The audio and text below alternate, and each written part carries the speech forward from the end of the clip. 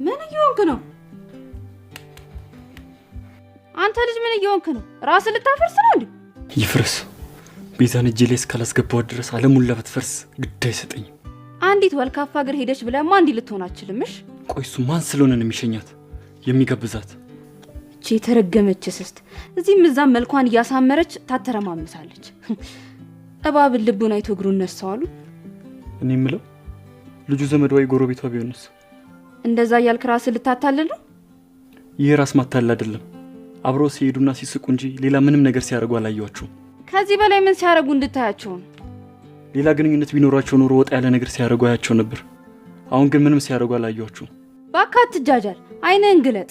አፍቃሪ ባይኖራት ነው አጠገቧ እንድትደርስ ማፈልገው? አይ መረጋጋት እንዳለብኝ ይሰማኛል። እጭ አሁንስ አበዛው። እሺ እንደነዚህ አይነት አስመሳዮች እጃቸውን ነው ማግኘት ያለባቸው።